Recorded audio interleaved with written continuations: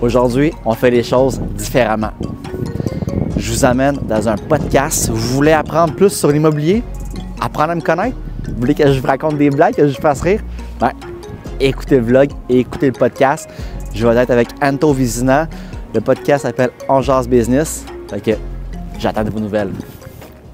Maxime Belval, bienvenue au podcast. Thanks.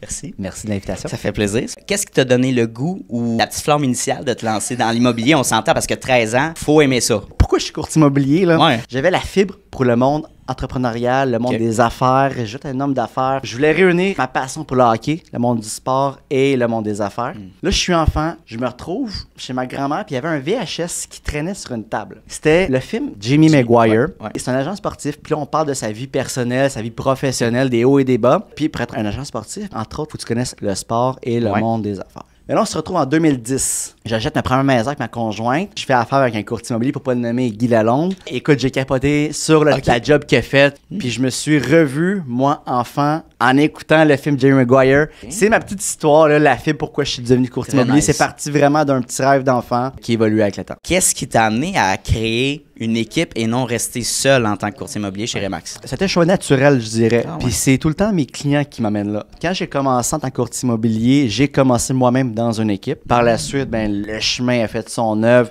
Je me suis retrouvé aussi courtier solo. Mais j'ai beaucoup de clients. J'ai un très gros réseau. Puis je peux pas être partout à la fois. Puis je veux augmenter le service client, augmenter ce niveau-là. Mais je peux pas le faire tout seul. Fait que l'équipe est derrière moi pour m'aider justement à augmenter le niveau service client. Fait que je te dirais que oui, pourquoi c'est la faute des clients, c'est que j'ai beaucoup de demandes. Puis justement, Tu veux y répondre à ces demandes-là? exactement comme je l'ai fait auparavant. Puis je veux pas changer la qualité à ce niveau-là. J'ai une cabane à vendre, là, 600 000 $. Je pense que m'a vendu ça à 600 000, m'a mettre une pancarte en vente chez nous, puis j'ai pas besoin de courtier. Qu'est-ce que tu me dirais? La visibilité avec un courtier immobilier est pas un plus accru. Niveau tout des contrats du droit immobilier. Je te dirais pour un client qui vend tout seul, c'est son manque de connaissances, c'est pas son travail. Chaque transaction immobilière, il y a une façon de la traiter qui peut être différente d'un autre. L'immobilier, ça se divise en plusieurs étapes. Tout dépendant si tu es acheteur ou un vendeur, mais il y a énormément d'étapes à franchir avant de mettre le vendu. Puis c'est important de ne pas brûler ces étapes-là. Si tu sautes une étape, tu vas peut-être mettre en péril la transaction. Fait que c'est pour ça que quand on vend par soi-même, c'est important de ne pas brûler les étapes. Fait que le courtier immobilier, c'est l'expert en la matière, puis c'est très important de faire affaire avec un courtier immobilier. C'est difficile l'accès à la propriété. Qu'est-ce que tu conseillerais à un jeune couple d'acheteurs qui veulent acheter une première propriété? Premièrement, c'est trouver un courtier immobilier. Poser beaucoup de questions au courtier sur sa connaissance du marché dans la région qu'on convoite. D'avoir une bonne vibe avec le courtier immobilier. Ça, c'est la chose numéro 1. Deuxièmement, naturellement, la préqualification. Le courtier immobilier, il va connaître son marché. Il va bien le diriger. Il faut toujours contrôler qu'est-ce qu'on peut contrôler. Je contrôle pas le fait qu'il y a 10 offres d'achat. Par contre, je vais contrôler le prix qu'on va mettre sur l'offre d'achat. Fait que c'est établir la stratégie avec les comparables qui se sont vendus dans le secteur.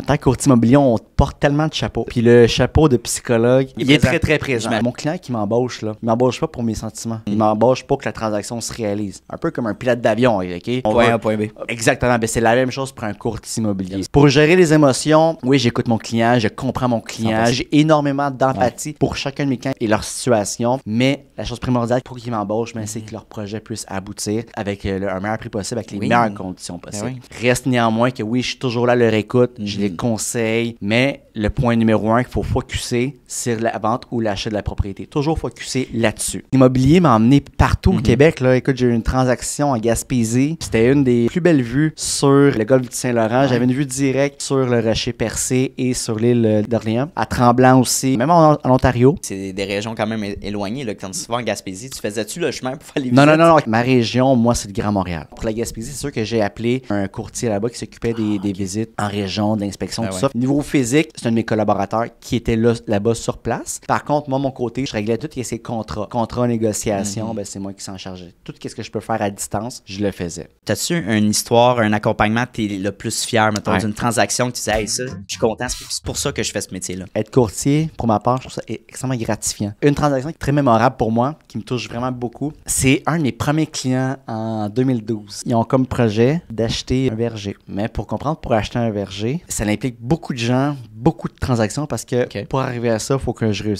réussisse à vendre 2 propriétés. Il faut respecter les temps, il faut respecter les délais. Il y a énormément de personnes dans ces dossiers-là pour justement que toutes les cartes s'enlignent pour acheter la prochaine propriété. Mais en bout de ligne, on a réussi. C'est un énorme travail derrière tout ça, puis c'est une transaction qui me rend très fier. Y a-tu une année, quand tu vends une propriété, que cette année-là, là, en règle générale, t'es quand même bien seté, une année de construction? Oui, je te dirais les maisons des années 80. Là, je parle tout le temps qualité-prix. Mes clients, c'est des gens comme moi puis toi, là.